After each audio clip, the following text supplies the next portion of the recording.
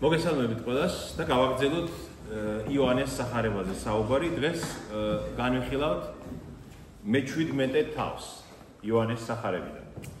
მე გაგახსენეთ რა მოხდა წინა თავებში, ეს ერთმანეთთან ძალიან მჭირდება კავშირში, რადგან ნახეთ უფალი თავის მოწაფეებთან ერთად პასექის შემდეგ, ბოლო პასექის შემდეგ მიდის გეცამანიის ბაღისკენ, ხო? ჩვენ ვიცით რომ იერუსალიმი სიონის მთაზე იყო დაშენებული, სიონი ერქვა იმ მთას და შემდეგ ჩადიოდა კიდრონის ხევი იყო და მეორე მთაზე გადადიოდი, იმას ერქვა ზეთისხილის მთა. აი, ნახეთ ზეთისხილის მთაზე რო იდექი, აი ასე ხედავდი შენ იერუსალიმს. ეს იყო იერუსალიმს. აი აქეთ არის ზეთისხილის მთა. აი ამის გაგრძელება არის კიდრონის ხევი და უფალმა აი აქ სადღაც აი აქ იერუსალიმში ქალაქში სადღაც აქ ჭამა ბოლო პასექი და ავიდან მისი მოწაფეები გადადიან გეცამანიის ბაღში ზეთისხილის მთაზე, რადგან იქ ათევდა ხოლმე უფალი ღამეს. და ეს საუბარი ზუსტად გზაში ხდება, სადღაც აი ამ სადამ მივდნენ ზეთისხილის მთამდე გეცამანიის ბაღამდე, იქ ხდება და უფალი მათ უცხადებს მე-16 თავში ჩვენ ეს განვიხილეთ, რომ დევნის დრო მოდის. ეუბნება რომ მე ცოტაც და ვეღარ მიხილავთ თქვენთან, მაგრამ ცოტაც და ისევ მიხილავთ, მაგრამ თქვენ დაგიწყებენ დევნას, გაკრიან სინაგოგებიდან და იქამდე მივა ეს დევნა რომ მოკლავენ თქვენ და ეგონებათ რომ კლავენ, სხვებს წირავენ ღმერთს და მოწაფეები როგორც ჩანს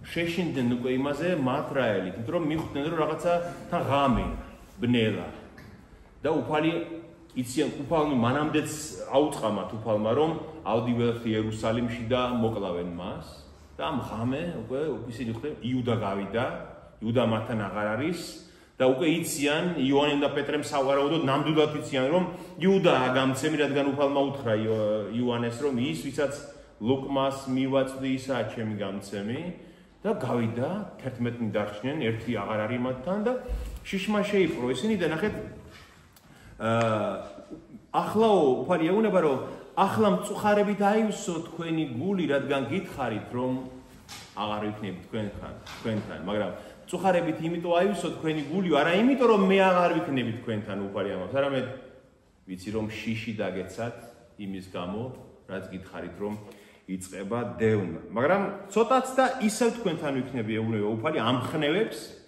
ეუბნება რომ დაუბრუნდების შემდეგ, ცოტაც და ისევ რომ მიხილავთ, ანუ აღდგომის შემდეგ, მაშინ ყველაფერი გეცოდინებათ უკვე. იგავები აღარ დამჭირდება თქვენთან სასაუბროთ, უფალი ეუბნება. აი აღდგომის შემდეგ ყველაფერი ნათელი იქნება თქვენთვის და პირდაპირ გელაპარაკებით უკვე მე იმ დღეს და მამა ღმერთსაც ეუბნება. მე კი აღარ ვთხოვ თქვენს მაგივრათო. თქვენ პირდაპირ როგორც საკუთარი შვილები მამის, ისე დაუწყებთ ლაპარაკსო და მოწაფეებიც რაღაც გამხნევდნენ თითქოს ცოტა, როგორც ჩანს, ნახეთ წინა თავის მე-16 თავში იყო რომ გესმით ეს უფალი ეუბნება და ისინი ეუბნებიან რომ კი, ახლა კი ნამდვილად ვიცით რომ ღვთისაგან ხარ მოსული რაღაც ესეთი თავის იმხნევებენ ამ სიტყვებით მოწაფეები და უფალი მაგრამ ეუბნება რომ არ არის მასე, იცოდეთ, ფრთხილად იყავით, გაფრთხილდით, იცოდეთ.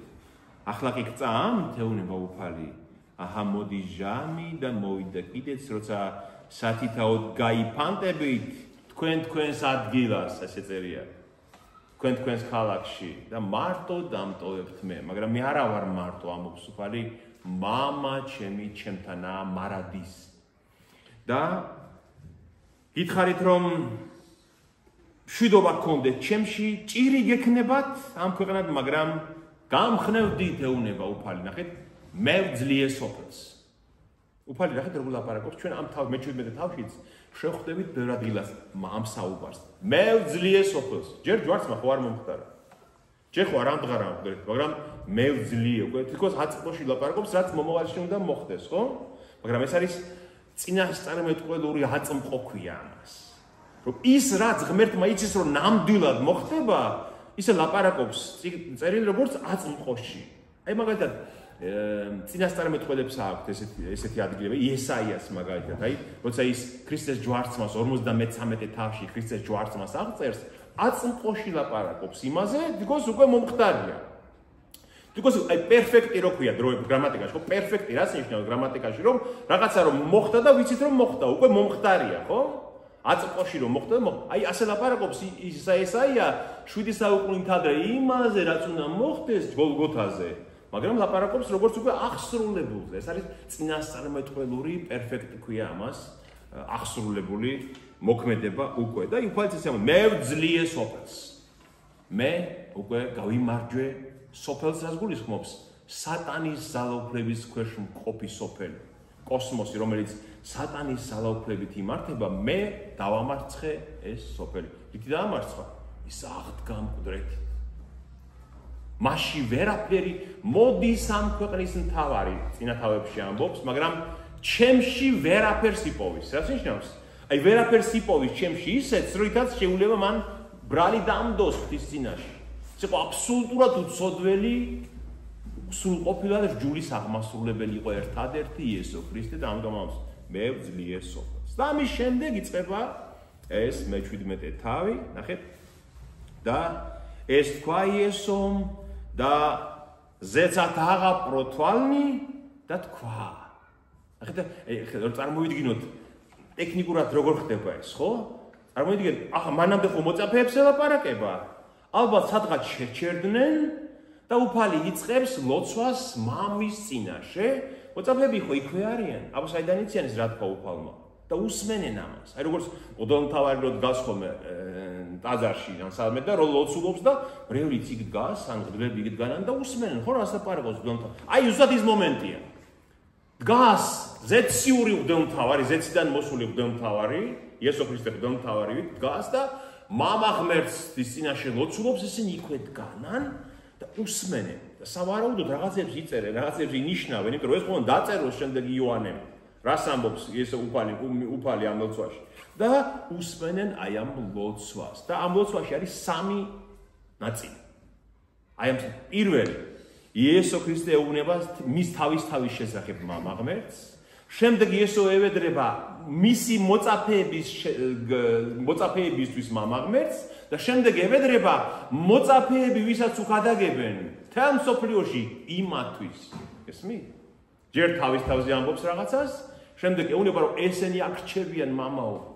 ესენი მე მოვდივარ შენთან, მაგრამ ესენი აქრჩებიან ეს ჩემი საყვარელი მოწაფეები და დაიცავი ესენი ამათ ევედრება და შემდეგ ეუბნება რომ შემდეგ დაიცავი ისინი ვისი სიტყვითაც ესენი მოიქცევიან. ანუ ჩვენ, ანუ ამ მოციქულთა სიტყვით ვინც იწამებს მომავალ საუკუნეებში იმათვის ევედრება მესამე ნაწილში აი ამ მე-17 თავს. მოდით მივყვეთ ამას ნენელა და ეს არის ისეთ სუფთა ღვთისმეტყველება ეს თავი. აი ჩვენ წამში თქვენ რასაც ვკითხულობთ ყოველ დღე, ხო? წამსი შეგიძლიათ აქ იპოვოთ აი ამ თავში. წამსი როგორ არის შედგენილი? წმინდა წერილიდან ამოღებულია, ხო ეს წამსი? მოკლე შინაარსია წმინდა წერილის. და აი ამ თავში ძალიან ბევრია აი საღვთისმეტყველო ტერმინები, ფრაზები, გამონათქვამები, ცოდნა, რაც შემდეგ თუნდაც ჩვენ წამში ჩვენ შეგვიძლია ვიპოვოთ. და მოდი მივყვეთ და ყველაფერი განვიხილოთ.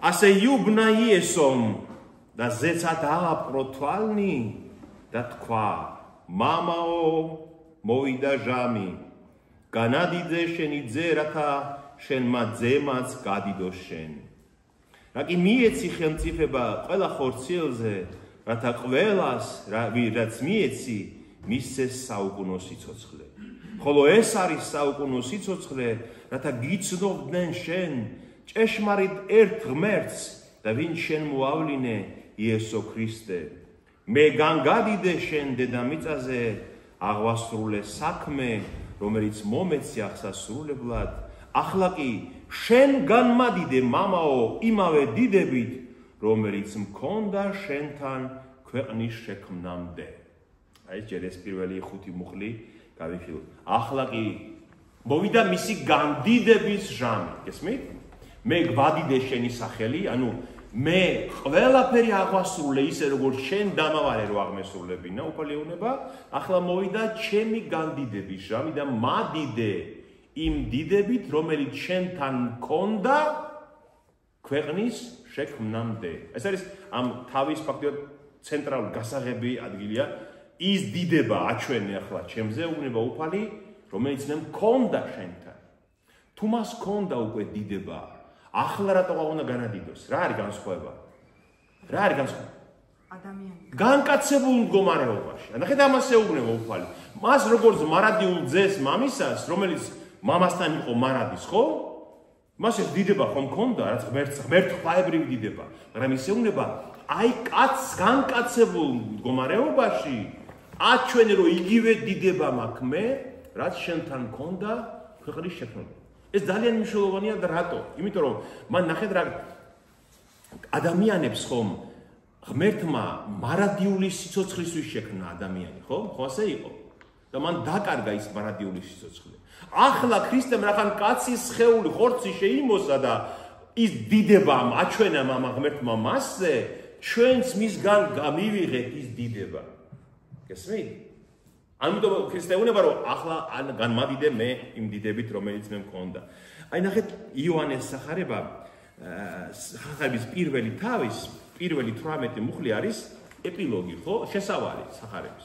იმ 18 მუხლში ყველაფერია ნათქვამი, მოკლედ როგორც შესავალშია ხოლმე. მოკლედ, რაც შემდეგ სახარებაში უფრო გამრცობილად ითქმის. აი მაგალითად, როგორ იწყებს? ნახეთ, მადიდე იმავე დიდებით, რომელიც მქონდა. ხო ეუბნება შენთან. მოდი დასაწყისში ნახოთ, რას ამბობს იოანე. დასაბამიდან იყო სიტყვა, სიტყვა იყო ღმერთთან და ღმერთი იყო ის სიტყვა. ვიზე ლაპარაკობს? სიტყვა ვინ არის? იესო, ძეღმერთი. ძეღმერთზე ლაპარაკობს, რომ დასაბამშივე, ანუ დასაბამიდან იყო ის მამასთან და ღმერთი იყო თავად ის სიტყვა. აი საინტერესო რა არის ეს? აი აუცილებლად გასათვალისწინებია. დასაბამიდან იყო სიტყვა. აი ამ სიტყვის ადგილას რა შეიძლება ჩვენ ჩავსვათ და თეოლოგიურად სწორი იყოს? ღმერთის პირადი სახელი, რომელია ეს? 410 რო იწერებოდა. იაჰვე, ხო? იჰვჰ. რატომ? იმიტომ რომ ეს სიტყვა, რასაც იოანე აქ ხმარობს, არის ღმერთის შემცვლელი სახელი. ღმერთის სახელი შემცვლელი სახელი. გასმით, იმიტომ რომ იუდეველები ხომ ლოცვის დროს, ან წერილის კითხვის დროს, სადაც ეწერა ის 400 იჰვჰ, რომელიც ნიშნავდა მარადიულ ღმერთს. ყოველთვის მყოფ ღმერთს ხო ნიშნავდა, მაგრამ მისი სახელის გამოთქმა არ უნდათ, რომ ფუჭად არ ეხმარათ მისი სახელი. ამიტომაც იმ ადგილას რომ მივიდოდნენ ხომ ებრაი იუდეველები, რას ამბობდნენ? ამბობდნენ ზეცა, უფალი, ადონაი, ან მამა, ან ამბობდნენ მემრა ადონაი. მემრა არის არამეულად სიტყვა. მემრა არის არამეულად სიტყვა. მემრა ადონაი ნიშნავს უფლის სიტყვა. მაგრამ უფლის სიტყვა არის იგივე რაც იაჰვე. ამიტომ იოანე ამ სახარებას რო წერს ამბობს დასაბამიდან იყო იაჰვე და ის იაჰვე იყო ღმერთთან და თავად ღმერთი იყო ის სიტყვა. ანუ გესმით, იესო ქრისტეზე გვეუბნება პირველივე მუხლში იოანე რომ იესო ქრისტე არის ის ღმერთი, რომელიც იუდეველების ღმერთია, რომელიც იყო დასაბამიდან ღმერთთან. და შემდეგ ამბობს ეს იყო დასაბამიდან ღმერთთან, ყველაფერი მის მიერ შეიქმნა და უიმისოდ არაფერი შექმნილა, რაც კი შეიქმნა, ხო? ანუ ყველაფერი მის მიერ შეიქმნა. რას ნიშნავს, რომ ქრისტე მონაწილეობდა, ქრისტე არა, ძეღმერთი, ქრისტეს ჩვენს დროს ქვია მას უკვე, ხო? ქრისტოს ანუ მაშიახ ეს ჩვენ ადამიანური ენაზეა, მაგრამ ყოვლადწმინდა სამებაში, ანუ ღმერთში ის იყო ძეღმერთი, ასე გამოითქმება, ესე გაგვეწყდა ჩვენ. გესმით? და ყველაფერი მის მიერ შეიქმნა, ანუ ადამიანის შექმნაშიც ის მონაწილე ის იყო. ამიტომ როცა ქმნის ღმერთი ადამიანს, როგორ ამბობს? ქმნეთ კაცი ჩვენს ხატად და მსგავსად, ხომ ასე ამბობს? ჩემს ხატად ხო არ ამბობს ღმერთი? ჩვენს ხატად და მსგავსად. როცა ადამიანი დაეცა 60-ის ედემის ბაღში, რა თქვა ღმერთმა? გაუშვათ ახლა ბაღიდან, რათა არ გაიწოდოს ხელი და არ შეჭამოს უკვდავების ნაყოფი და არ გახდეს ერთი ჩვენთაგანის მსგავსიო. ერთი ჩვენთაგანის მსგავსი. ანუ რამდენიმე პირია ყოველს ღმერთში და ერთი არის ის მეორე სამების მეორე პირი არის ვინ? ძეღმერთი, ან რომელიც არის უფალი ჩვენი იესო ქრისტე. კიდევ ერთი აუცილებლად საცოდნელი ამბავი. ღმერთი არავის არასდროს უხილავს. ხოლო ჩობილმა ძემ, რომელიც იყო მამის სიახში, მან გაგვიცხადა. ღმერთის ხილვა შეუძლებელია. ეს ჩვენ უნდა გააზრებული გქონდეს. ნახეთ, აი პავლე მოციქული ასე ამბობს, ესე ტიმოთეს მიმართ პირველი ეპისტოლის მე-6 თავში ასე ამბობს, ნახეთ. რომელსაც ერთადერთს აქვს უკვდავება მიუწდომელ ნათელში მყოფს, რომელიც არ უხილავს არც ერთ კაცთაგანს და ვერ შეძლებს მის ხილვას, ვისაც აქვს პატივი და დიდება საუკუნო. ამინ. ანუ რომლის ხილვას ვერ შეძლებს ვერასდროს ვერც ერთი ადამიანი. ღმერთის, ანუ ღვთაებრივ არსში ღმერთის ხილვა შეუძლებელია. ჩვენ ქმნილებას ეს არ შეუძლია. აბა რა ვიხილეთ ჩვენ ღმერთი? ვინ დაგვანახა ღმერთი როგორია? იესო ქრისტე. და ამიტომაც ამბობს იოანე, რომ სიტყვა, ანუ ძე ღმერთი, ხორციელი იქნა და დაემკვიდრა ჩვენ შორის სავსე მადლით და ჭეშმარიტებით და ვიხილეთ დიდება მისი, დიდება როგორც მხოლოდ შობილისა მამის მიერ. აი ის დიდება, განმადიდე მე ახლა იმ დიდებით, რომელიც გქონდა შენ და როგორობა, ჩვენ ვიხილეთ იესო ქრისტეში ის დიდება, რაც მას ჰქონდა როგორც მამის მხოლოდ შობილ ძეს. ესმით? და კიდევ ერთი ადგილი, ნახეთ. განდიდების ჟამი მოიწიაო. უფალი ამბობს. აი განდიდება როგორ გავიგოთ? აი რას ნიშნავს მოიწია ჩემი განდიდების ჟამი? ღმერთის დიდება, აი ყველაზე მეტად რაში გამოიხატება? აი ჩვენ რაც შეგვიძლია ვიხილოთ, აი ხილულით, თვალით ან ყურით, ან ადამიანური რაიმე გზნობით, რაში გამოიხატება ღმერთის ყველაზე აშკარად ღმერთის დიდება? სიცოცხლეში. სიცოცხლეში. აი ის რომ სიცოცხლე არსებობს ქვეყანაზე, ეს ღმერთისგან არის და ღმერთი განდიდდება ზუსტად აი ამ სიცოცხლით, ხო? აი ღმერთის დიდება ედემის ბაღში იმაში გამოიხატებოდა, რომ ადამს დევას უნდა მარადიულად ეცოცხლათ. ხომ ასე იყო? აი მე მინდა გავჩვენოთ ერთი ადგილი, ამის დამადასტურებელი ადგილი, ძველი აღთქმიდან იესაია წინასწარმეტყველის 42 თავია. ეს 42 თავი ლაპარაკობს მესიაზე, რომელიც მოვა 7 საუკუნის შემდეგ. და ამბობს ღმერთი, რომ ის ჩემი მორჩილი იქნება, რომელსაც ხელი მაქვს ჩავლებული ქრისტესთვის, ქრისტეზე ამბობს, ჩემი რჩეული, რომელიც სათნოა ჩემი გულისთვის ამბობს.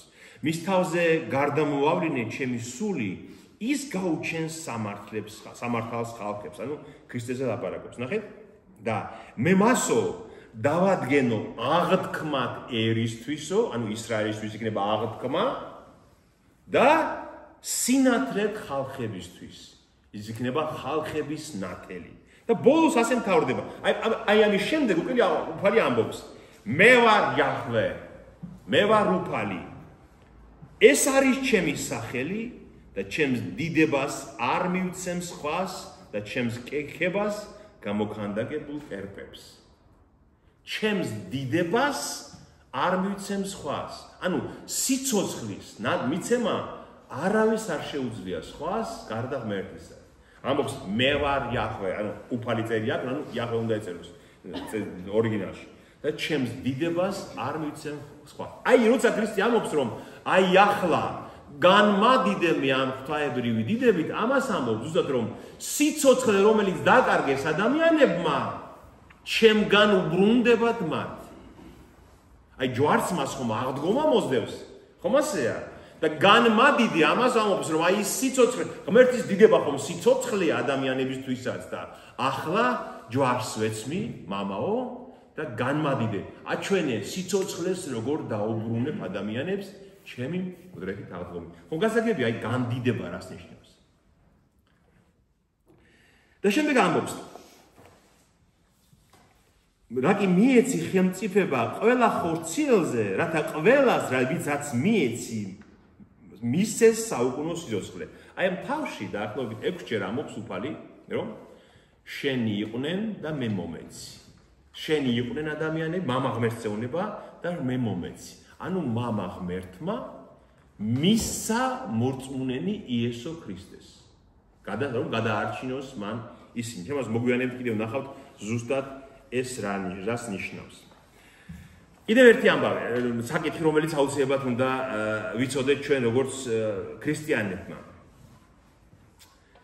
მამის წიაღში მყოფი, რას ნიშნავს? მამის წიაღში მყოფი მხოლოდ ჩობილი ძე. აი ეს ხახარება ხო ბერძნულად დაიწერა, ხო? იქ ნახსენებია სიტყვა კოლპოს. კოლპოს ნიშნავს უბეს. საშოსაც ნიშნავს სამედიცინო თვალსაზრისით. აი ყველაზე ინტიმურ, ყველაზე ესეთ ადგილას ადამიანისთვის ყველაზე ის უბე, წიაღი, საშო, ხო? იქ აი ყველაზე დიდი სიახლოვე სადაც არის, ხო, ადამიანისთვის, ხო? ამას ამბობს, რომ მამის წიაღში მყოფი ძე, ამას ნიშნავს, რომ არავინ არ არის, არავის არ განუცდია ისეთ სიახლოვე მამა ღმერთთან, როგორც ძეს. კიდევ ძეს ეწოდება მხოლოდ შობილი, ხო? ორი ტერმინია, რომელიც სახარებაში იხმარება. მონოგენეს და მეორე პირმშო, პროტოტოკოს. ორი სიტყვა. ანუ პირმშო რას ნიშნავს? ქრისტეს ორივე იხმარება ქრისტესთვის.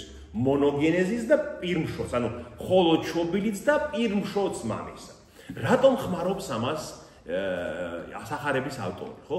ჩვენ ხანდახან გვაბნევს ეს ამბავი, გვაბნევს, იმიტომ რომ მხოლოდ შობილი რო გვესმის, ფიქრობთ, ესე იგი მამამ გააჩინა ძე? შვა?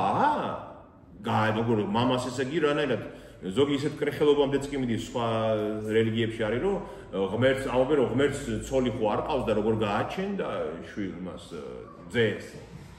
სულ სხვა რამეს ნიშნავს, გესმით? იმიტომ რომ იოანემ ხონდა იპოვოს ის სიტყვები, რომელიც გამოხატავს მამის და ძის ურთიერთობას. და მონოგენეს, რა თქმა უნდა, თავისთავად ნიშნავს მხოლოდ შობილებას, როცა ერთი ყავს შობილს. აი მაგალითად, როცა მან დედის ერთადერთი ვაჟი აღუდგინა, დედას ხო შვილი ყავდა, ყოდალი ქანანელი ქალის შვილი ყოდარი რო აღადგინა, ან სინაგოგის მთავრის ქალიშვილი რო აღადგინა, ხო? ერთადერთი ქალიშვილი, ყოდარი რომ იყო. იქაც მონოგენეზი წერია, რომ ერთი ყავდა იმას მხოლოდ. მაგრამ მონოგენეს, ანუ მონო ხო მხოლოს ნიშნავს და გენესის, ანუ შობას, ხო, დაბადებას. ეს ბერძნულში ხომ ასეა, რომ ბერძნულში ერთ სიტყვა შეიძლება 10-12 მნიშვნელობა გქონდეს, შეიძლება მეტი მნიშვნელობა გქონდეს, ხო? ძალიან მდიდარი ენა. ამიტომ ეს მონოგენეზი ნიშნავს თავისი არსით უნიკალურობასაც. არა მარტო იმას, რომ ერთი ყავს, არამედ განუმეორებლობას ნიშნავს. უნიკალურობას, რომ ისეთი არსით, როგორც ის ერთია მონოგენეზი, სხვა არ არსებობს. ამიტომაც იოანე ამბობს მასზე მხოლოდ ჩობილს. ქართულში უკვე ეს რაღაცნაირად გვაბნევს, მაგრამ მხოლოდ ჩობილება ძისა ნიშნავს, რომ ის ღვთაებრივი ურთიერთობა, რაც მამა ღმერთს აქვს ძე ღმერთთან, მარადიული ურთიერთობა არის ერთადერთი და განუმეორებელი, ხო? აი ჩვენ მაგალითად ქრისტეს აღდგომის შემდეგ ხომ გადავედით მისი შვილების მდგომარეობაში, ხო? ჩვენც მისი ძენი და ასულნი ვართ. მაგრამ როგორ ვართ ჩვენ მისი ძენი და ასული? ქრისტეს მსგავსად? არა. ქრისტე ბუნებითად მარადიულად მისი ძეა, ხო? ანუ ის სიახლოვე, უნიკალური, ერთადერთი ურთიერთობა. ჩვენ ვართ ნაშვილები ხალხი. რომ ღმერთმა მისი შვილების მდგომარეობაში გადაგვიყვანა, მისი ძის მსგავსად, მაგრამ ის, როგორც ის მამასთან არის ერთადერთი და უნიკალური. ამიტომ ქვია მხოლოდ შობილი. გარდა ამისა, აი პირმშო რო ვახსენე, პროტოტოკოს. პირმშოს რატო ახსენებს კიდე იოანე? უყურეთ, ეს ძველი არქაული ტერმინია. პირმშო რას ნიშნავს? აი მაგალითად, მამას ყავდა 12 შვილი მაგალითად. ერთი იყო პირმშო, პირმშო იყო პირველი, ხო, პირველი. პირველს ჰქონდა განსაკუთრებული პატივი ძმებს და დებს შორის. რატომ? პირველს ეძლეოდა ორმაგი წილი მემკვიდრეობიდან. პირველს ეძლეოდა უფლება რომ ეკურთხებინა ლოცვა ეთქვა მამის შემდეგ. იმ პირმშოს ეძლეოდა ლოცვა რომ შვილებზე უფროსობა ქონოდა როგორც მამას, გესმით? და პირმშო იმიტოა იესო ქრისტე, იმიტომ უწოდებენ რომ ადამიანებს შორის არის აი ამ მდგომარეობაში. ის არის პირველი. ის იყო პირველი, რომელიც აღდგა საფლავისგან, ხო? აი როგორც პირმშოს ძმებს შორის ჰქონდა პატივი პირველობის, ასეთი პატივი აქვს რახან კაცი ქმნა ის, ხო? განკაცდა. ჩვენ შორისაც ასეთი პატივი აქვს მას. ხო გასაგებია? ამიტომ არასდროს არ დაიბნეთ ამაზე, რომ მხოლოდ შობილი მამის მიერ მამისაგან ჩობილი უწინარეს ყოველთვის აუყურე და ეს მხოლოდ ნიშნავს იმ მხოლოდ ჩობილების უნიკალურობას და არა იმას, რომ მამამ გააჩინა ღვთაებრივ ბუნებაში ძე. არა. როცა შემოდის სამყაროში იესო ქრისტე, იქ ამბობს მამა, ძე ჩემი ხარ შენ, მე დღეს გშობერ შენ, მეორე ფსალმუნში როა, ხო? აი იქ, როცა კაცის სხეულით სული წმინდისგან იშვება, იქ მართლა ჩობა, მაგრამ არა ღვთაებრივ არსში. ხო გასაგებია? ეს უნდა გვესმოდეს ჩვენ და ტერმინმა არ დაგვაბრიოს პირმშრომ ან მხოლოდ შობილმა. ნახეთ, გავაგრძელოთ მოდი ტექსტი. ხო არაფერი ხო, კიდევ ერთი, აი მამის და ძის ურთიერთობიდან. ქრისტე მამას როგორ მიმართავდა, რა სახელით? აბა. ხო, აბას მიმართავდა. ეს იუდეველებისთვის იყო მიუღებელი და ამაზე ბრაზდებოდნენ. აბა რას ნიშნავს? აბა ებრაულში და არამეულში ნიშნავს მამიკოს. ანუ ძალიან ახლო სიტყვა, აი მამი, ან მამის რო ვეუბნები ჩვენ. აი ან მამა ჩემო რო ვამბობთ, ხო? მაგრამ ებრაელებისთვის აკრძალული იყო ღმერთისთვის ჩემო მამა ეთქვა, ან აბა ეთქვა. რადგან ისინი ამბობდნენ, რომ ის ჩვენი მამა, ჩვენი ისრაელის მამა და ამის სხვა ინტიმურობას, სიახლოვეს გამოხატავს და ამიტომ აკრძალულია. მაგრამ ქრისტე ამბობდა, აბა მამას უწოდებდა და ამაზე ბრაზობდნენ, რომ ეგაო ღმერთს თავის საკუთარ მამად თვლისო და ჩაქოლვა უნდათ მის. და ჩვენ დღეს კითხვა ისმება ასე, შეგვიძლია ღმერთს აბა უწოდოთ? შეგვიძლია. ამას პავლე მოციქული გვეუბნება რომაელთა მერვე თავში და გალატელთა მეოთხე თავში. ახლა ჩვენცო, რადგან გვიშვილაო ღმერთმაო. შეგვიძლია აბა მამაო თქვათო, ჩემო მამაო, ანუ მამა ჩემო უწოდო ღმერთს. აი ამ პატივის მდგომარეობაში გადაგვიყვანა ქრისტეს ჯვარს მამო. ნახეთ, აი გავაგრძელოთ და კიდევ ნადარჩენის შემდეგ განვიხილოთ. გამოუცხადე სახელი შენი ადამიანებს, რომელიც მომეცი მე ქვეყნისაგან, შენი იყვნენ და მე მომეცი ისინი. და დაიცვეს შენი სიტყვა. ნახეთ, შენი იყვნენ და მე მომეცი ისინი და დაიცვეს შენი სიტყვა. ახლა შეიცნეს, რომ ყველაფერი, რაც მე მომეცი, შენგან არის, რადგან სიტყვები, რომელიც მომეცი, მე მივეცი მათ, ხოლო მათ მიიღეს და სნეს ჭეშმარიტად, რომ შენგან გამოვედი და ირწმუნეს, რომ შენ მომავლინე. მათთვის გევედრები, ქვეყნისთვის კი არ გევედრები, არამედ მათთვის, ვინაიდან შენი არიან და ყველაფერი ჩემი შენია, შენი კი ჩემი და მე ვიდიდე მათში. აი აქ ჩანს, ნახეთ, ამ წამში ჩვენ რომ ვამბობთ, ერთ არსი მამისა, ხო ვამბობთ? ძე ღვთისა მხოლოდ ჩობილი, ერთ არსი მამისა, ანუ არსი რო ერთი აქვთ მათ, სხვადასხვა პირები არის, მაგრამ არსი ერთი, ნახეთ, ყველაფერი შენი ჩემია, ჩემი შენია. აი უნება უფალი. შენგან გამოვედი და მათ იცნეს, რომ ყველაფერი რაც მე უთხარი მათ, შენგან არის. იმიტომ რომ არსი რახან ერთი აქვს ღმერთს, კიდევ რა აქვს საერთო ღმერთს? ნება, განზრახვა, ყველა სურვილი, ყველაფერი რაც მისგან გამოდის, ერთი აქვს. არსი მათი ერთი. აი, ძალიან მარტივად რო ვთქვათ, როგორც მამა სურს მარადელი სიცოცხლე ჩვენთვის, ზუსტად ისევე სურს ძე ღმერთს და სული წმინდას. ანუ ის განზრახვა რაც უფალმა მოიტანა ჩვენთან, ვისგან მოიტანა? მამისგან მოიტანა, თვითონ გვითხრა ეს და შემდეგ მესამე პირმა სამებისამ რა ქნა? საბოლოოდ განამტკიცა და განგვიმარტა ის რა იყო მამის განზრახვა ჩვენს მიმართ. აი ეს ადგილი მინდა კიდევ ახლა შენი იყვნენ და მე მომეცი. რას ნიშნავს ეს? შენი იყვნენ ადამიანები და მე მომეცი. როდის ვიყავით ჩვენ ღმერთი? ჩვენ ხო გაჩენილები არ ვიყავით 100 წლის წინ, ხო?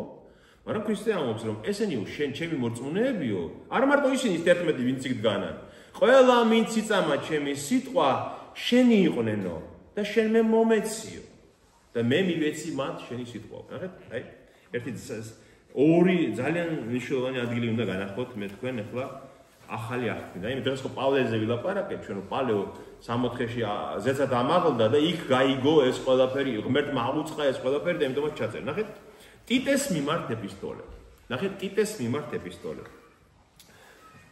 ეს არის პირველ მეორე მუხლები.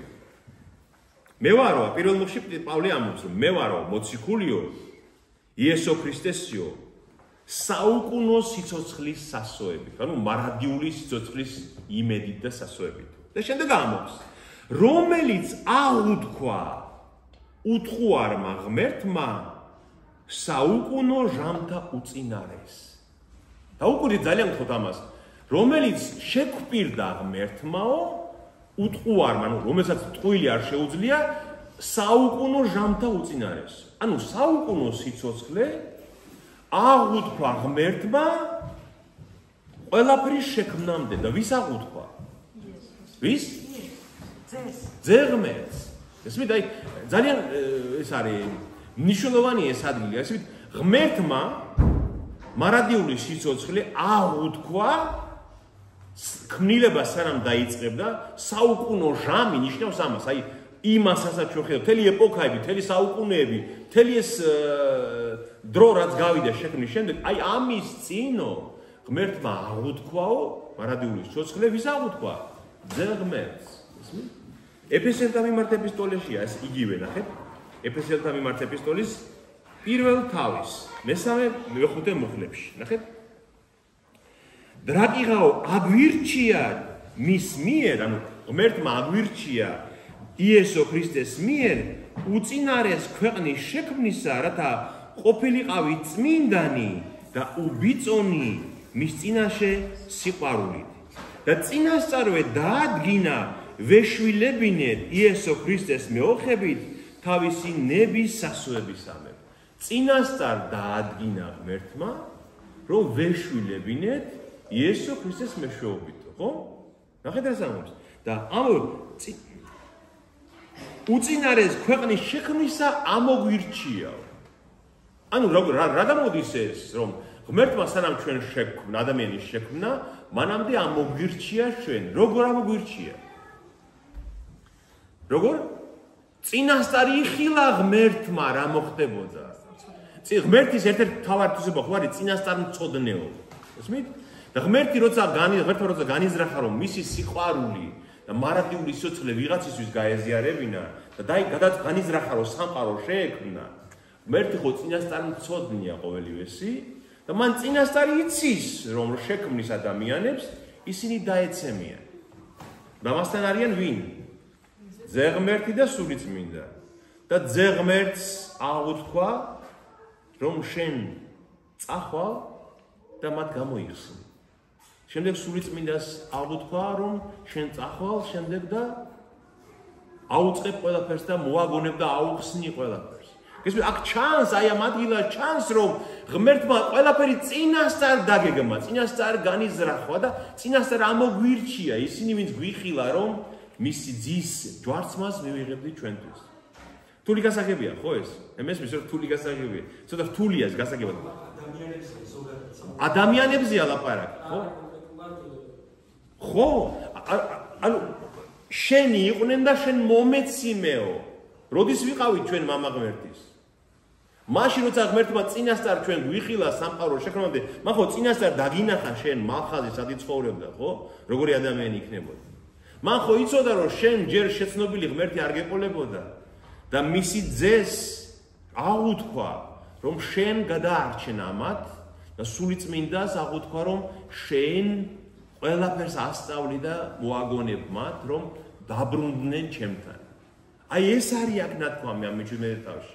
ქრისტე ამაზე ლაპარაკობს რომ არ შეგეშინდეთ. აი ამის თქმა უნდა ქრისტეს რომ ამათ ხო შეშინდნენ, შეწუხდნენ რაგველის, მოკვდები, დავიხოცებით, ყველაფერი დამთავრდა.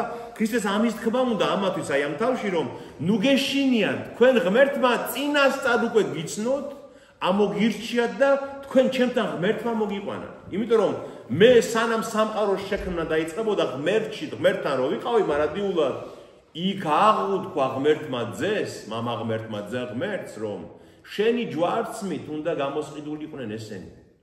გასაგებია? ამიტომ უყურეთ, ბედისწერა კი არ არის ეს. ეს ანუ ღმერთმა წინასწარ აგვირჩია რო წერია. ეს ბედისწერა კი არ არის. ღმერთმა უბრალოდ წინასწარ დაგვინახა ჩვენ, ვინ როგორი გული დაუწყებდა მას ძიებას და წინასწარ დაგვინახა ამ მოგვირჩია და როცა დავიბადეთ მისი ძის მეშვეობით გადაგვარჩინა. გესმით? აი ამაში ჩანს ღმერთის ყოვლის მპყრობელობა, რომ შემთხვევით კი არ ხდება ეს ყველაფერი. ცხოვრების დინებას კი არ არის შემთხვევით მიცემული ეს ყველაფერი. არა, ღმერთს წინასწარ ხელში უჭირავს ეს ყოველივე, გესმით? აი ამას ამობს უფალი, რომ მამაო, შენი იყვნენ ესენი და შენ მე მომეცი, რომ გადამერჩინა და ახლა, როცა მოვიდნენ ჩემთან, მიიღეს ჩემი სიტყვა, შეგიცნეს და გადარჩნენ. აი ამას ამობს. ვიცი რომ ეს რთულია, მაგრამ უნდა ვიფიქროთ კიდევ ამაზე. აი ეს ადგილი ნეტყობა მე შეიძლება კარგად ვერ ახსენი, მაგრამ აი ხედავთ ღმერთმა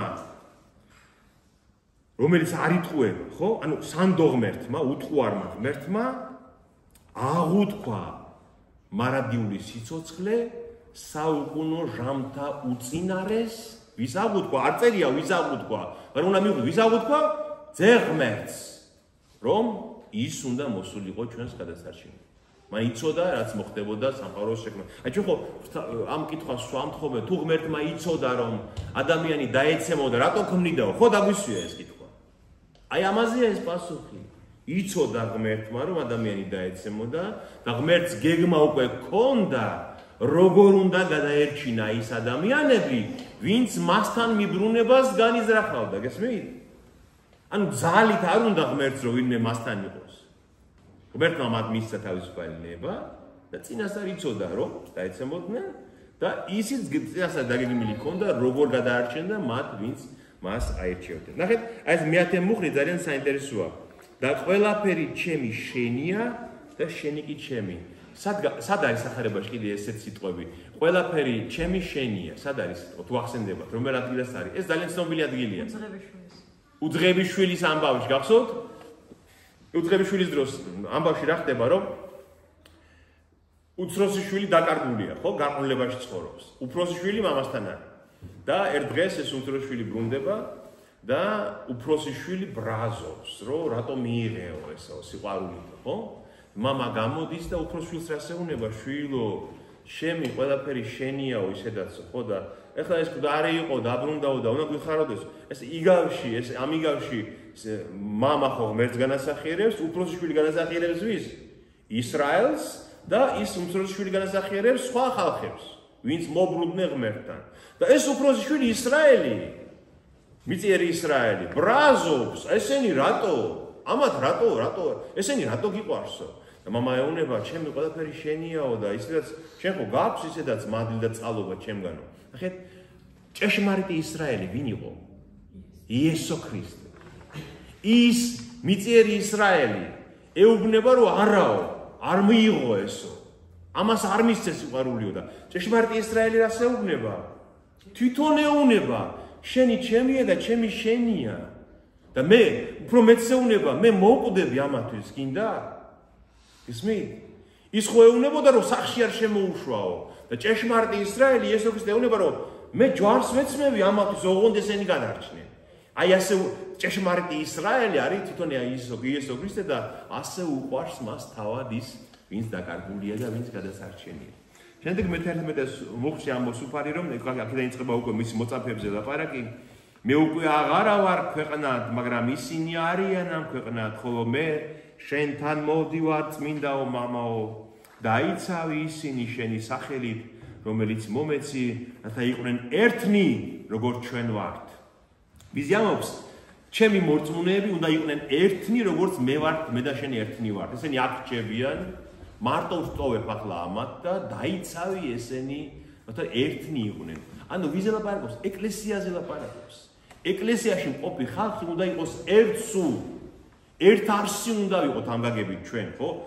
რომ ერთი განზრახვა, ერთი რწმენა, ერთი სურვილი, ერთი მოლოდინი უნდა გქონდეს, ხომ? ერთნი უნდა ვიყოთ ისე, როგორც ღმერთში არის მამა და თავისი არსით ერთნი. როცა მათთან ვიყავი ქვეყნად, ვიცავდი მათ შენი სახელით. ისინი, ვინც მომეცი, მე დავიფარე და არც ერთი მათგანი არ დამიღუპავს, გარდა დაღუპვის ძისა, რათა აღესრულოს წერილი. და მე სანამ მათთან ვიყავიო, მე დავიფარე და არავის არაფერი არ მოსული, არ დაღუპულა. არ წარწმედულა არავის. გარდა ერთისა, ვინ იყო ის ერთი? იუდა, წარწმედის ძისა, რათა წერილი აღესრულოს. ახლა კი შენთან მოვდივარ და ამას ვამბობ ქვეყნად, რათა გქონდეთ მათ ჩემი სიხარული სავსებით.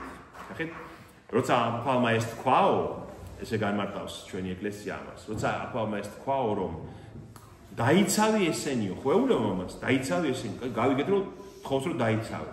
მაგრამ შემდეგ ამბობს, ერთი მაინც წარწყმდაო ამათგან, ხო? ეხლა ამათ შიშის ბზარი შეეპარათ მოციქულებს. რატომ? იმიტომ რომ კაცო ერთი თუ დაიღუპა, შეიძლება ჩვენც დაიღუპოთ რომელიმე. აგერ მართლაც ასე მოხდა, მეორე დღეს პეტრემ უარყო. ხო? ზოგი ნაწილი გალილეაში გაიქცა. ხო, თომა საერთოდ უწმუნო არ სწამს მისი აღდგომა.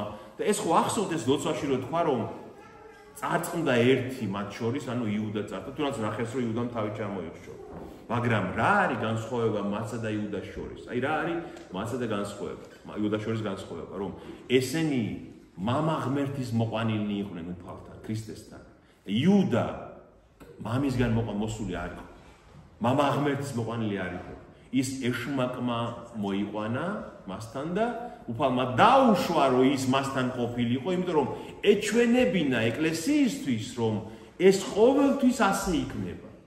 ჩვენს კრებულშიც ეკლესიაც ყოველთვის იქნებიან ადამიანები, ვინც მამისგან კი არ არის მოსული ქრისტესთან, არამედ ეშმაკისგან, ქვეყნის მთავრისგან და ცდილობს რომ ავნოს ეკლესია. ჩვენ გვინახავს ეს. აი კომუნისტების დროს მაგალითად უშიშროების სამსახური მღვდლებად აკურთხებდა ხოლმე ხალხს. აი ჩვეულებრივ უშიშროების თანამშრომლებს აკურთხებდნენ ხოლმე მღვდლებად. ის მამის მოყვანილი იყო? არა, ის იყო სატანის მოყვანილი ეკლესიაში, შეხედავდა მღვდელი გეგონებოდა. მაგრამ ის იმიტომ კი არ მოვიდა რომ ქრისტემ გადაარჩინოს, არამედ რომ ავნოს ქრისტეს კრებულს. აი იმიტომ დაუშმა უფალმა იუდას ყოფნა მოწაფეებს შორის, რათა წერილი აღესრულოს, ხო ამბობს, რათა აღსრულდეს ის, რაც უნდა მოხდეს და შემდეგ რაც მოხდება, როცა სატანა დაუწყებს ბრძოლას ეკლესიასაც. ახლა კი შენთან მოვდივარ და ამას ვამბობ ქვეყნად, რათა გქონდეთ მათ ჩემი სიხარული, სისავსით გქონდეთ ჩემი სიხარული. როცა გაიხსენებენ ამ სიტყვებს. მე მივეცი მათ შენი სიტყვები და ქვეყანამ შეიძულა ისინი. ვინაიდან ამ ქვეყნისგან არ არიან, როგორც მე არა ვარ ამ ქვეყნიერი. არ გევედრები რომ აიტაცო ისინი ამ ქვეყნისგან, არამედ რათა ბოროტისაგან დაიფარო ისინი. ამ ქვეყნისაგან არ არიან, როგორც მე არა ვარ ამ ქვეყნიური. და უფალი ამბობს რომ ამათზე არ გთხოვ რომ წაიყვანო, ანუ მოაშორო ამ ქვეყანას. არა, ისინი აქ უნდა იყვნენ. გესმით? აი ხშირად ჩვენ მე ვიციან ჩემი განწყობა ზოგიერთმა ჩვენ მოგრელმა რომ ვამბობ რომ მონასტერში განდეგილად მარტო ყოფნას ჯობია რომ ერში იყო. შენი სარწმუნოება უნდა ანათებდეს როგორც სანთელი, როგორც უფალი ხო ამბობს რომ თქვენ ახარ ნათელი სოფლისაო და უნდა იდგეს მაღალ ადგილას სანთელი რომ ყველამ დაინახოს. უფალი ამბობს რომ არ გევედრები რომ სადღაც წაიყვანო და მოაშორო. არა, აქ უნდა დარჩნენ და დაამოწმონ შენი სიტყვა. სოფლიოს სიძულველი ექნება მათ მიმართ. არ იქნება ადვილი, მაგრამ მე გთხოვ რომ დაიცვა ისინი ამ ქვეყნად. აი გერმანულში არის კაი სიტყვა bewaren, ხო? aufbewahren, რაც ნიშნავს რომ აი რეზერვირებული იყოს. აი შენი დაცვის ქვეშ იყვნენ ისინი რომ სამყარომ არ დაღუპოს, თუმცა რთული იქნება, ნახეთ? და მე-17 მუხლი. წმინდა ჰყავ ისინი ჭეშმარიტებით, ვინაიდან ჭეშმარიტია შენი სიტყვა. ეს არის გადამწყვეტი ადგილია ამ საუბარში. წმინდა ჰყავ ისინი ჭეშმარიტებით, ვინაიდან ჭეშმარიტია შენი სიტყვა. მე ერთ ადგილას წაგიკითხავთ, რომ უფრო გასაგები გახდეს ეს სიტყვა. ნახეთ? ეს არის მეორე კორინთელთა მე-6 თავი. მე-6 თავი, სადაც პაოლი ამბობს ესეთ სიტყვებს, რომელიც არის წინასწარმეტყველებიდან იესაიადან და ერემიასგან არის ეს სიტყვები. ნახეთ? რა საერთო აქვს, ასე ამბობს, ღმერთის ტაძარს და კერპებს. ანუ როგორ შეთავსდებიან ერთად ღმერთის ტაძარი და კერპები? რადგან თქვენ ცოცხალი ღმერთის ტაძარი ხართ, როგორც თქვა ღმერთმა, დავიმკვიდრებ მათში და ვივლი მათ შორის და ვიქნები მათი ღმერთი, ხოლო ისინი იქნებიან ჩემი ხალხი. ჯერ კიდე ძველ აღთქმაში უფალი ამბობდა, რომ მე ჩემ ხალხში დავიმკვიდრებ, მათ შორის ვიქნები. და შემდეგ პავლე ამბობს, ამიტომაც გამოდით და გამოეყავით მათ, იტყვის უფალი, და ნუ შეეხებით უწმინდურს და მე შევიწყნარებ თქვენ და ვიქნები თქვენი მამა, ხოლო თქვენ იქნებით ჩემი ძენი და ასულნი, ამბობს უფალი პავლეს მპყრობელი. ანუ წმინდა ნიშნავს რას? აი თვითონ სიტყვა წმინდის მნიშვნელობა არის გამოყოფილი. გესმით, აი ებრაულშიც არის კადოშ ეგეთი სიტყვა და ბერძნულშიც არის ჰიეროს. ეს ორივე სიტყვა ნიშნავს რას? რაღაცა, რაც დაკავებულია მხოლოდ ღმერთისთვის. რეზერვირებულია მხოლოდ ღმერთისთვის. აი გადადებულია ღმერთისთვის. და უფალი ამბობს, რომ გამოდით, გამოეყავით, მოშორდით არაწმინდას ამ სამყაროს და მე შეგიწყნარებ თქვენ და ვიქნები თქვენი მამა და თქვენ იქნებით ჩემი ძენი და ასული. ესმით? ამიტომ ჩვენ წმინდანი არ უნდა გვეგონოს მხოლოდ ის, ვინ ხაზია გამოსახული. ეს ძალიან დიდი შეცდომაა.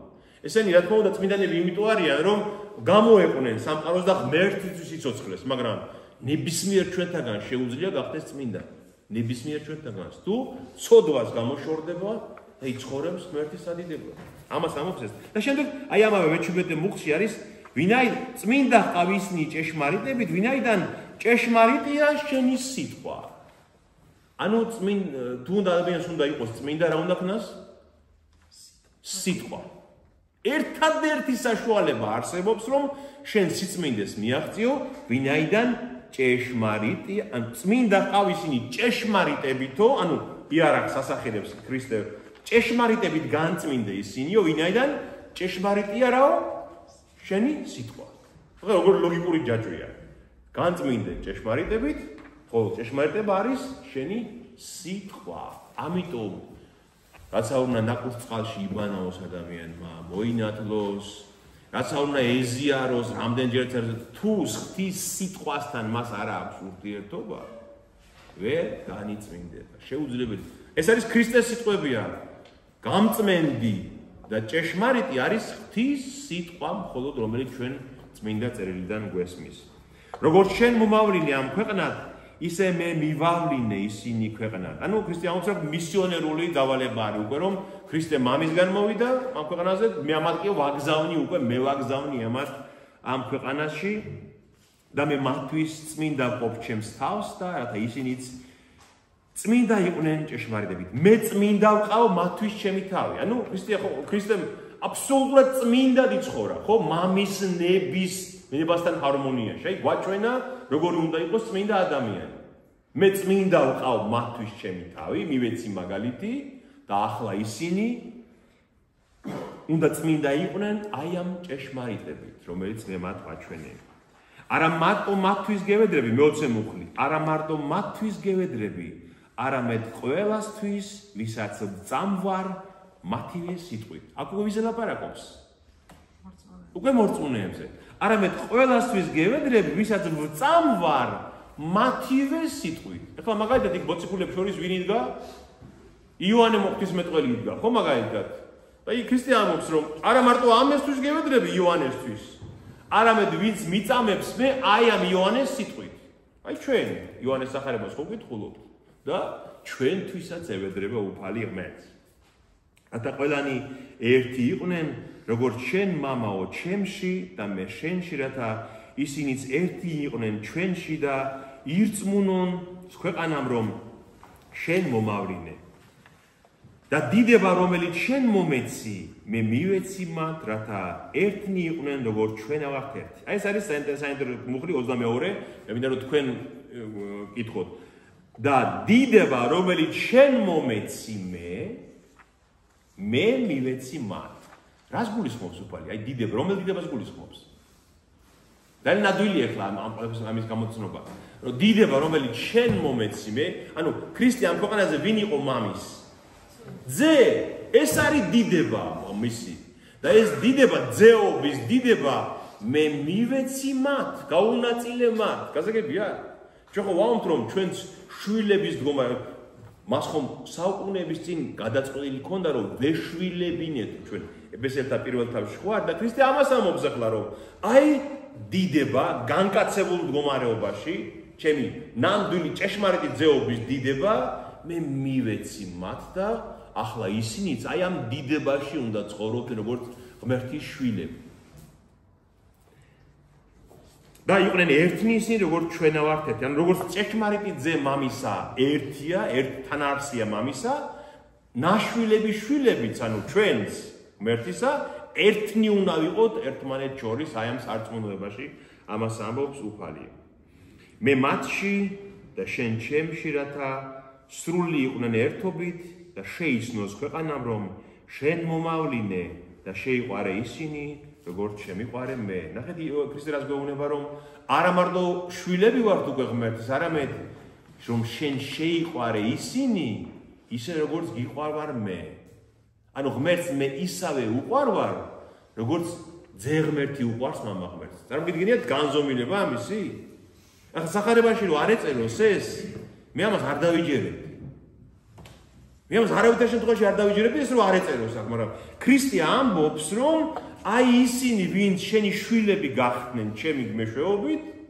შენ ისევე შეიყვარე როგორც მე გიყვარ ვარ გაზრებული გაქვს ესა შეიძლება ჩვენ შორის ვინმე დაიღუპოს რომელიც ასე უყვარს მამას ხო შეუძლებელია აი უნდა დაფიქრდეს ამაზე ადამიანი აი ამ ხელს სიყვარული აქვს მამა ღმერთს ჩემი იმიტომ რომ მე მისი ძე შევიყვარე მე ქრისტე მიყვარს და იმიტომ უყვარ ვარ მე მამას ასე რომ მე მისი ძე შევიყვარე და ვიწამე მისი მოსვლა ჩემთვის იმიტომ რომ ქრისტე რას გვიწოდებს ჩვენ ჩემს ძმებს ვაუწყე შენი სახელიო ანუ ჩვენი ძმები ჩემი ძმები არიან ესენიო და ის თუ ნამდვილი ძეა მამის ჩვენც ასე თქვა მისი ასე ნაშვილები ძეები და ასულები გამოვდივართ გესმით და ისევე უყვარ ხართ მამას როგორც მე უყვარ ვარ მამასო მამაო და შემდეგ 24 მუხლი არის ძალიან ძლიერი გთხოვნა უფლის მამაო მსურს სხვა დროს არ ვამბობ მსურს ნახეთ სხვა დროს იშვიათად ამბობს მსურს რომ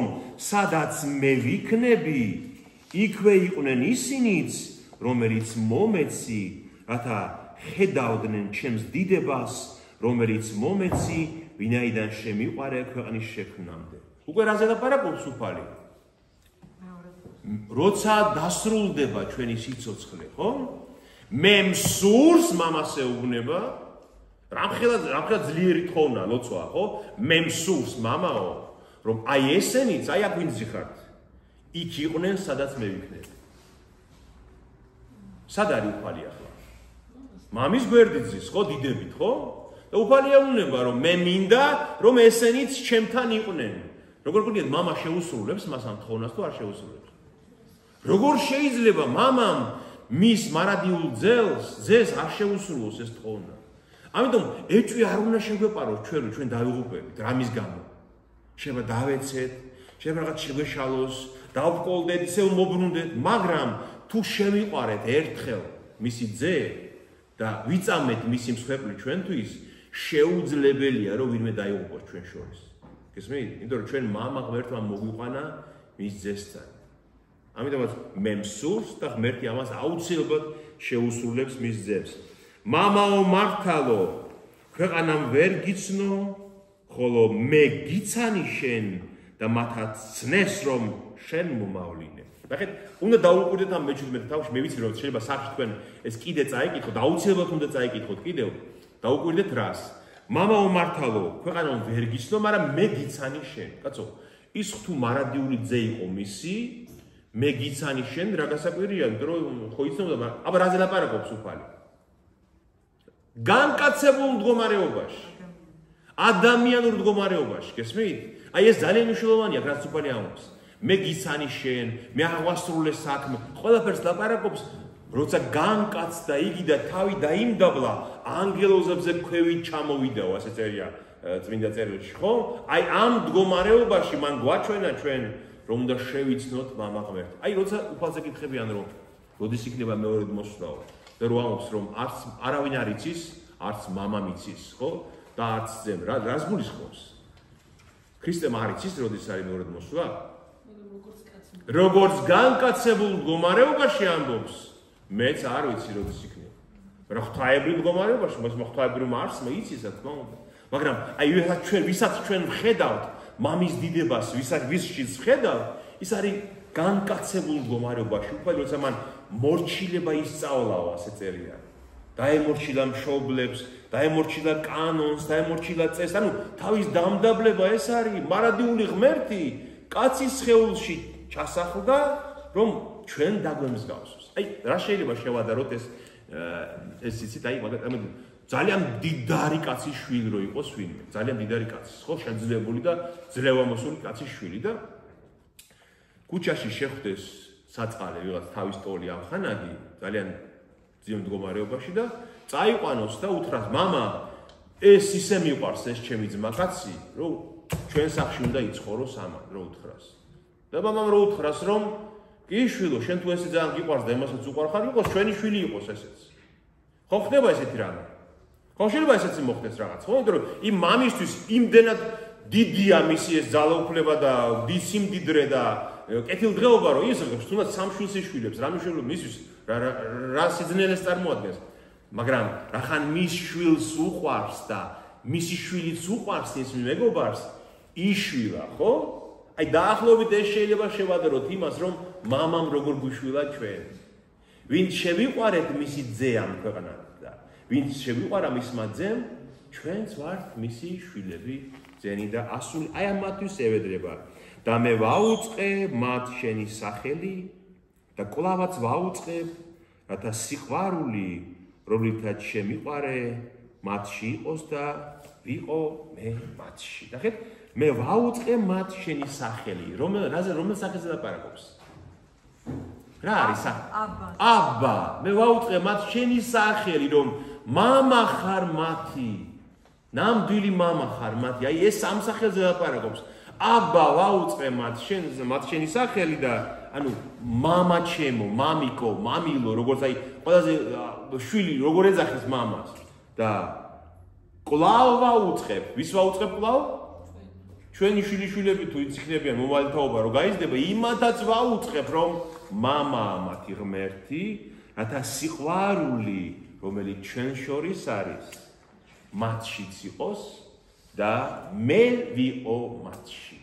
ხოლო და ამით იხდება ეს, რომ ქრისტე თუ მათშია, ჩვენ გვზნობთ ამ სიყვარულს, რომელიც ქრისტე თუ ჩვენშია, გვზნობთ ჩვენ ამ სიყვარულს, რომელიც აქვს ღმერთს ჩვენ შორის. აი ნახეთ, ეს კიდევ ძალიან საინტერესო ადგილია. როდესაც ქრისტე აღდგება მკვდრეთით, გახსოვთ ის მარიამ მაგდალინელი რომ მივა საფლავთან, ხო გახსოვთ ეს ადგილი?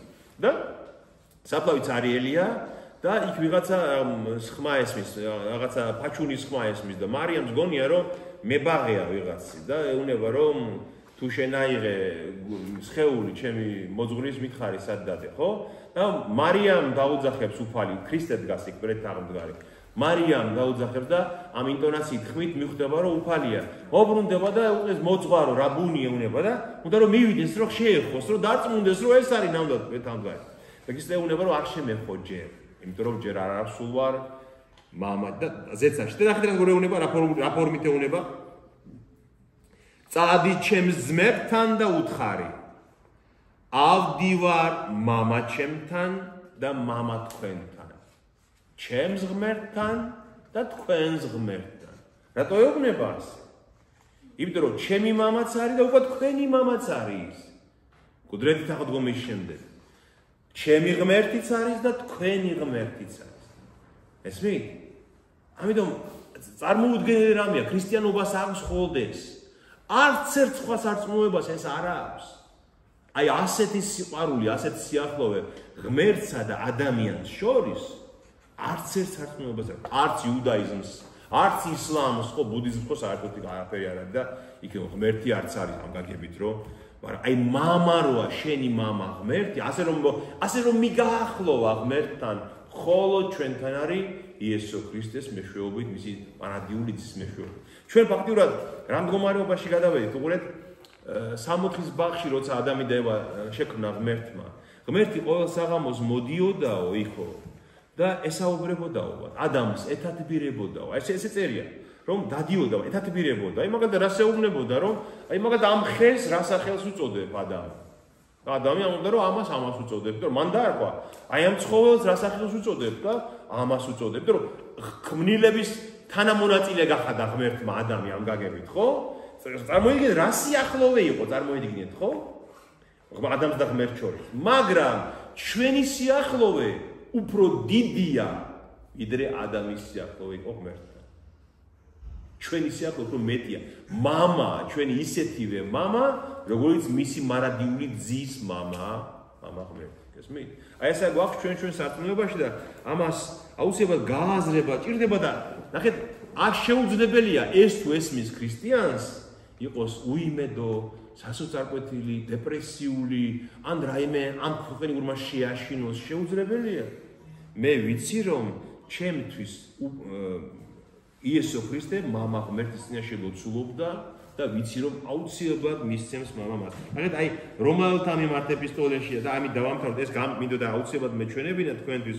ჩვენ ერთხელ ეს განვიხილეთ და კიდევ განვიმეოროთ რომ ეს არასოდეს არ დაგვავიწყდეს. აი ხო ეწერა იქ რომ სანამ ანგელოსთან დასშექმნიდა ღმერთი. აი ქმნილება რას ნიშნავს? აი ღმერთის ქმნილება. ანგელოზნი, ყველაფერი, აი ანგელოზები ხო ქმნილებანი არიან. ზეციური მხედრობა, კოსმოსი, galaktikები, დედამიწა, ადამიანი. აი სანამ ღმერთი მარტო იყო და ქმნილებას დაიწყებდა, მანამდე მან განიზრახა ის რომ ჩვენ ვეშვილებინეთ მისი ძის მეშვეობითო, ხო? მაგრამ აი ამაზე რომ ფიქრობდა ღმერთი ასე ფიქრობდა ცოტა ღმერთს არ შეეფერება, მაგრამ აი ესე რომ თქო უნდა გამოთქვათ რამე. ღმერთი ამაზე რომ ფიქრობდა რომ ვინ იქნებიან ის, ვინ ჩემი შვილები გახდებიან. ხო ფიქრობდა, აი ვინ იქნებიან ის, ვინ ჩემი შვილები გახდებიან. მან იცოდა რომ ადამი რომ შექმნა მან, ადამი ჯერ არ იყო სრულყოფილი, იმიტომ რომ მას კიდევ დიდი გზა ჰქონდა გასავლელი, სანამ საბოლოოდ შეიცნობდა ღმერთი ვინ არის, ხო? ის დაცემაც ეს ამ გზის ნაწილი იყო და ნახეთ, პავლე მე აი ზეცაში ატაცებული პავლე ყველაზე ზუსტად იცის მან რა მოხდა იქ და რას მოხდა ხეთ? რადგან ღმერთი არ სანამ ქმნილებას დაიწყებდა, წინასწარ დაინახა ადამიანები ყველა საუკუნეში. ადამის და ევადან დაწყებული ყველა საუკუნეში წინასწარ დაინახა ადამიანები და წინასწარვე იცნო ისინი რა იცნო მათი გული იცნო მათი განზრახვა იცნო ღმერთმა და ვინც იცნო რომ მისი ძის მოსვლას ჯერ აღთქმას და მერე მოსვლას იწამებდა და დაელოდებოდა დიდი მოლოდინით ისინი უკვე აირჩია მაშინვე მისი რომ ყოფილიყვნენ მისი ძის მსგავსნიო და ვინც აირჩიაო მაშინ ჯერ კიდე სამყარო სანამ არ იყო შექმნილი გესმით სანამ სამყარო შექმნილი ვინც აირჩიაო იგივენი მოიხმო როცა დაიბადნენ ის ხალხი და ვინც მოიხმო იგივე გამართლა ანუ ქრისტეს სისხლით გამოისყიდა და ვინც გამართლა იგივე ამაღლა ზეცაში ეს ყველაფერი წინასწარ განიზრახა ღმერთმა და აღასრულა მერე მისი ძის მეოხებით. აი ეს არის მე-17 თავი. თუ რამე კითხვები გაჩნდა, შეგვიძლია კიდევ ვისაუბროთ. მაგრამ მეგონი არა, ხო? ანუ მოკლე რეზუმე რო გავაკეთებ, მე არ მინდა რომ ისე გაიფანტოს. ძალიან ბევრი რაღაცები ვილაპარაკე ჩვენ ახალი და ბევრი რამე რთულიც იყო, ხო? მაგრამ აი ვარ გაიფანტოს. რაზეა რეზუმე გავაკეთებ. რაზეა ლაპარაკი მე-17 თავში. იმაზე რომ ქრისტეს ჯვარცმა არის განდიდება ღმერთის განზრახვის, ხო? ღმერთის განდიდება, რატომ? რომ თავარი დიდება ღმერთის იყო სიცოცხლე ადამიანებისათვის. რამე სიცოცხლე რომელიც დაკარგეს, მარადიული ცხოვრება ღმერთმა უნდა დაუბრუნოს ადამიანებს.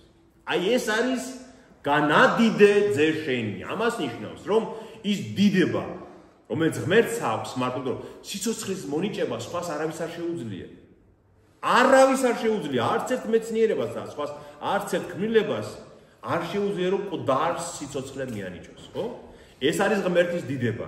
განადიდე ძე შენი რომ ძემა შენმა გადიდოს შენ ნიშნავს რომ დაუბრუნე ის სიცოცხლე ადამიანებს, რაც მათ დაკარგეს იმ შეწოდებით. პირველი ეს არის.